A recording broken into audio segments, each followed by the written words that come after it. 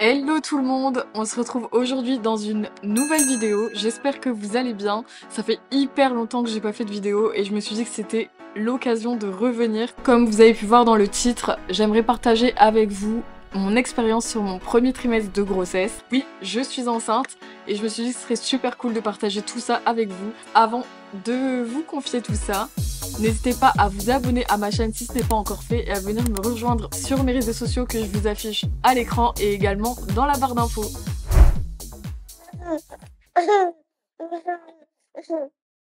Pour tout vous expliquer, déjà, ça fait depuis le mois de juin que j'ai arrêté ma pilule. Avec mon copain, on discutait beaucoup sur le fait d'avoir un enfant. Je m'étais dit que c'était le bon moment, donc j'avais terminé ma plaquette et j'ai arrêté la pilule.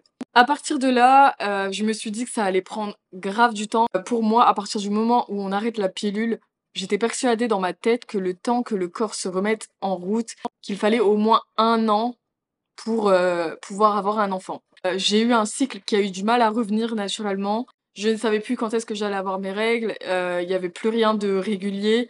Et en plus, j'avais des pertes de sang un peu n'importe quand dans le mois. Et je me suis dit que j'allais quand même consulter ma gynéco pour lui en parler. Et comme depuis souvent, je fais énormément de tests de grossesse parce que je suis un peu psychopathe dans ma tête. Donc j'ai fait mon test la veille de mon rendez-vous et bien évidemment, vous vous en doutez, si je vous dis ça, c'est qu'il était positif.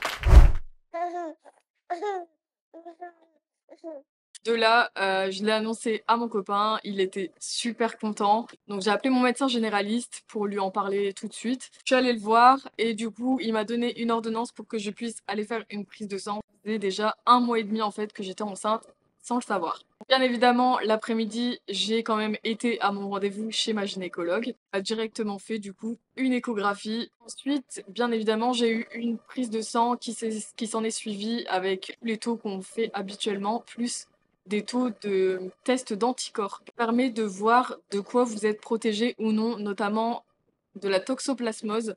Donc moi, je ne suis pas protégée contre la toxoplasmose et c'est donc ça qui fait que les femmes enceintes, on doit faire attention à la viande crue, aux poissons crus, aux légumes qui sont mal nettoyés, qui sont pas bien cuits, que la viande soit bien cuite, etc. Enfin bref, je pense que vous connaissez tout le topo. J'ai eu également des tests de groupe sanguin. Par exemple, moi je suis de groupe sanguin positif, mon copain est de groupe sanguin négatif et je n'ai eu aucun souci. C'est l'inverse. Vous avez besoin de faire quelques injections. Ensuite, j'ai eu une échographie de datation qui va permettre à la gynécologue de pouvoir prendre toutes les mesures nécessaires pour qu'elle puisse vous dire depuis combien de temps vous êtes enceinte, puis quand date la fin de vos règles, estimer du coup environ à quel moment vous allez accoucher. Un peu plus tard vient aussi une échographie pour mesurer la nuque du bébé. Et en fait, c'est ce qui va permettre d'écarter toute suspicion d'anomalie chromosomique, notamment pour la trisomie 21. Par la suite aussi, il y a une prise de sang qui est faite pour être sûr du coup que vous n'êtes pas dans une grossesse à risque de trisomie 21. Également, durant le premier trimestre, vous avez une échographie durant laquelle elle vous fait écouter le cœur du bébé. Et vraiment, ce moment, c'est ouf. Prenez conscience de ce qui se passe à l'intérieur de votre corps et vraiment, c'est un moment qui est vraiment incroyable. Et ensuite, lors de la dernière échographie du premier trimestre, il y a des chances pour que votre gynécologue puisse faire une estimation sur le sexe de votre bébé. Donc elle demande si vous voulez le savoir, vous n'êtes pas obligé de dire oui, si vous n'avez pas envie de le savoir tout de suite. Parce qu'au début, elle donne un pourcentage. Nous, au début, c'était à 70%. Là, on a eu une confirmation à 99%. Donc ça y est, on connaît le sexe, donc on est trop content. Donc voilà, donc en gros, vous avez un gros suivi d'échographie, de prise de sang pour voir si tout se passe bien, parce que c'est durant le premier trimestre où malheureusement il y a le plus de risques de faire une fausse couche. Donc c'est à ce moment-là qu'il faut vraiment veiller à ce que tout se développe bien, de voir s'il n'y a pas de décollement, s'il n'y a pas d'anomalie. Moi, la dernière chose là que j'ai fait, c'est que j'ai contacté une sage-femme. Durant votre grossesse, vous avez le droit à 8 cours qui sont remboursés par la sécurité sociale. Donc c'est pour vous apprendre toutes les choses qu'on a besoin de savoir avec l'arrivée d'un bébé, également pour la préparation à l'accouchement. Donc je trouve ça super cool. Ça permet de déjà faire face à ce qui nous attend. Ça nous permet aussi de poser des questions. En plus, on peut y aller également à tous ces cours avec notre conjoint.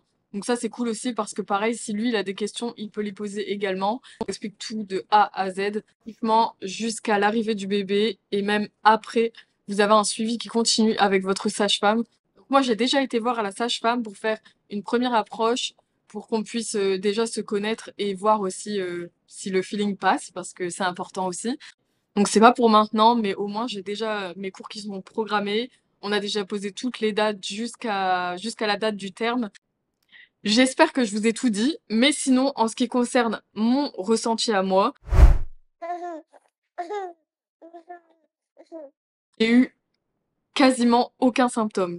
J'ai eu énormément de chance, j'ai pas été malade, j'ai pas eu de nausées, j'ai pas eu de vomissements. Le seul gros symptôme que j'avais, c'était la fatigue. Alors la fatigue, comment vous dire que je n'ai jamais été aussi fatiguée de ma vie? J'avoue que c'était un peu frustrant pour moi de voir que j'étais autant fatiguée parce que le fait de m'occuper de ma maison et tout, ça m'épuisait. Mais sinon, en termes de symptômes, à part la fatigue, j'ai rien eu de particulier. Il y a un symptôme par contre qui est survenu au bout du 2e mois, je dirais, c'est que ma peau a été catastrophique. J'ai attrapé plein de plaques de boutons sur mes joues, au niveau du menton. Après, je vais pas me plaindre parce que comme je vous dis, j'ai pas été malade, enfin, j'ai pas eu des symptômes très chiants.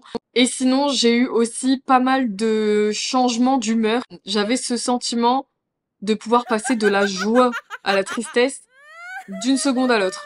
Normal, c'est que au premier trimestre, les hormones sont boostées à leur maximum. C'est pour ça que on a plein de changements psychiques ou des changements physiques. D'une femme à l'autre, les grossesses sont différentes et en tout cas pour ma part, franchement, le premier trimestre, il a été plutôt cool. Après, au niveau psychologique,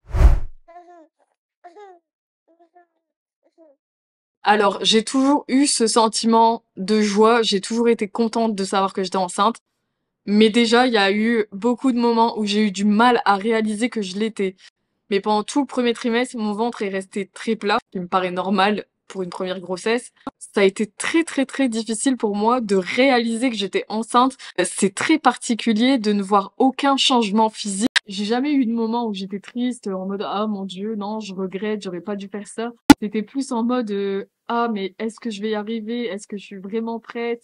Est-ce que c'est vraiment le bon moment? On se pose vraiment 1001 questions, mais c'est un truc de fou, tout à fait normal parce que ben c'est une première expérience de vie, c'est quelque chose qu'on n'a jamais vécu. Donc ne vous inquiétez pas si vous vous posez des questions.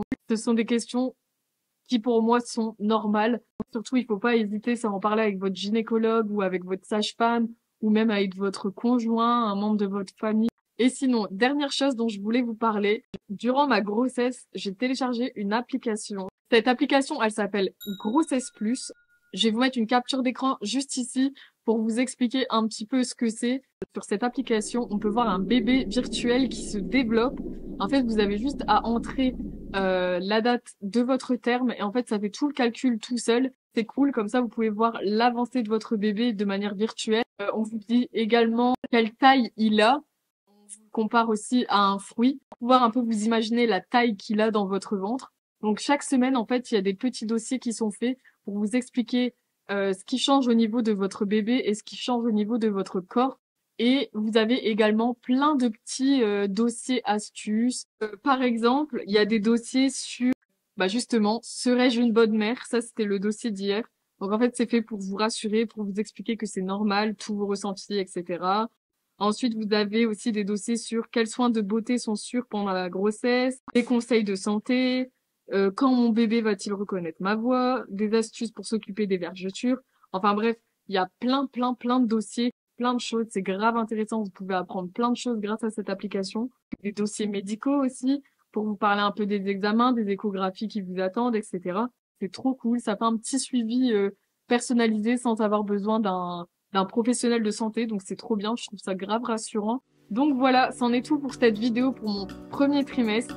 N'hésitez pas à mettre un pouce vers le haut si ça vous a plu.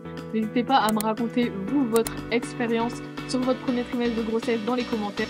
N'hésitez pas aussi à m'ajouter sur Instagram et à venir discuter avec moi de votre premier trimestre, à me donner des astuces, à me parler de vos grossesses, à m'expliquer un peu tout ce que vous avez vécu, parce que ma grossesse n'est pas terminée. D'ailleurs, je vous ferai sûrement une vidéo aussi sur le second trimestre et sur le dernier trimestre, et également pourquoi pas sur l'accouchement. Je pense que ça peut être hyper intéressant.